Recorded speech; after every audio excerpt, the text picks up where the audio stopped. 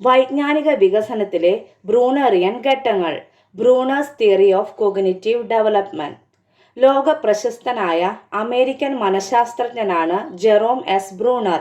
The culture of education, process of education എന്നിവ അദ്ദേഹത്തിന്റെ പുസ്തകങ്ങളാണ്. കോൺസെപ്റ്റ് അറ്റൈൻമെന്റ് മോഡൽ, ആശയദാന മാതൃക ജെ.എസ്. ബ്രൂണറുടേതാണ്. കുട്ടികളെ പഠിക്കാൻ വേണ്ടി പഠിപ്പിക്കണം എന്ന് പറഞ്ഞത് ബ്രൂണറാണ്. Learning to learn.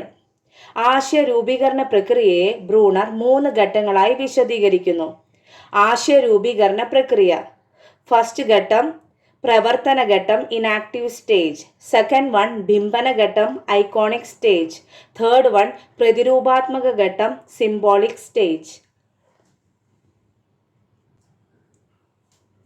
First one പ്രവർത്തന ഘട്ടം, ഇന്നാക്റ്റീവ് സ്റ്റേജ്.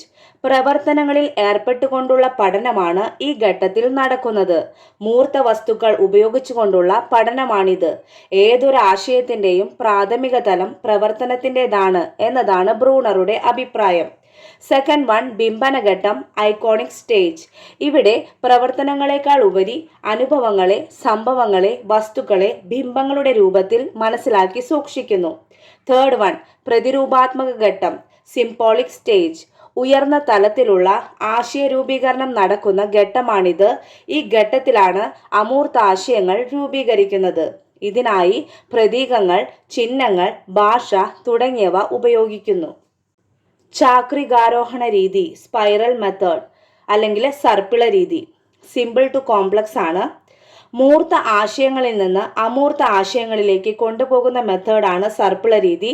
നേടിയ അറിവിന്മേൽ നിരന്തരം പുതിയ അറിവ് ചേർത്ത് കൂടുതൽ ആഴത്തിലേക്കും വ്യാപ്തിയിലേക്കും പോവുക എന്നതാണ് ഈ പഠന രീതി കൊണ്ട് അർത്ഥമാക്കുന്നത്. നെക്സ്റ്റ് വൺ കണ്ടെത്തൽ പഠനം, ഡിസ്കവറി ലേണിംഗ്. പഠിതാവ് സ്വയം കണ്ടെത്തൽ രീതിയിലൂടെ പഠിക്കുക എന്നതാണ് ബ്രൂണർ അവതരിപ്പിച്ച കണ്ടെത്തൽ പഠനത്തിന്റെ ഉള്ളടക്കം. നെക്സ്റ്റ് വൺ ആശയദാന മാതൃക, കോൺസെപ്റ്റ് അറ്റൈൻമെന്റ് മോഡൽ. കണ്ടെത്തൽ പഠന രീതിയിൽ അധിഷ്ഠിതമാണ് ആശയദാന മാതൃക. ഈ മാതൃക പ്രകാരം ആശയ രൂപീകരണത്തിന് നിരീക്ഷണം, താരതമ്യം, തരംതിരിക്കൽ, നിഗമനത്തിലെത്തൽ എന്നീ ഘട്ടങ്ങളുണ്ട്. ഈ ക്ലാസ്സിലെ മെയിൻ പോയിന്റ്സ് നമുക്ക് നോക്കാം. 3 ഘട്ടങ്ങളാണുള്ളത്. പ്രവർത്തന ഘട്ടം, ബിംബന ഘട്ടം, പ്രതിരൂപാത്മക ഘട്ടം. അതുപോലെ തന്നെ ചാക്രികാരോഹണ രീതി, സ്പൈറൽ മെത്തേഡ്, സ്പൈറൽ കരിക്കുലം, സർപ്പിള രീതി. ഇത് ആരുമായി ബന്ധപ്പെട്ടിരിക്കുന്നു? ബ്രൂണറുമായി ബന്ധപ്പെട്ടിരിക്കുന്നു. അതുപോലെ സിമ്പിൾ ടു കോംപ്ലക്സ് ആണ്. ആ പിക്ചർ ഓർത്തു വയ്ക്കുക. അതുപോലെ കണ്ടെത്തൽ പഠനം എന്ന ആശയം മുന്നോട്ട് വെച്ചത് ആരാണ്? ബ്രൂണർ.